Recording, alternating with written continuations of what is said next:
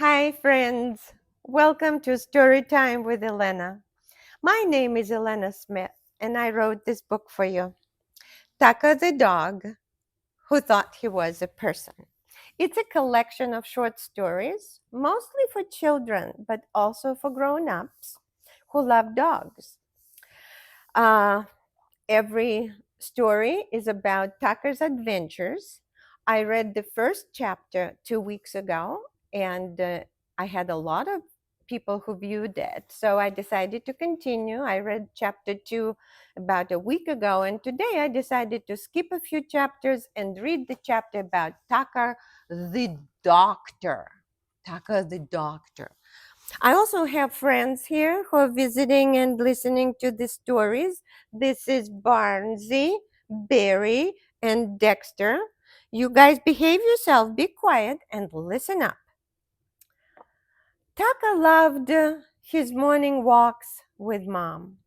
They'd stroll through the park and he'd sniff bushes and sometimes even chase a bunny or two. But one morning, something was different. Mom didn't get out of bed. She sneezed, achoo. She coughed, caw, and her cheeks were red and her voice was quiet. Mom was sick.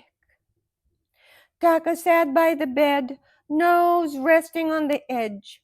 He gave a little whine, then a bigger one, and then a long one. He really wanted to go outside. But Mom just pulled up her blanket and sneezed again. Taka stopped. Something didn't feel right. Usually, a few little whines meant playtime, but not today. He gave Mom a thoughtful look.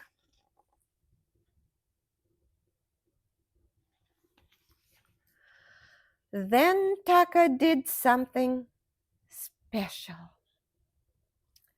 He jumped onto the bed and stretched out gently beside Mom.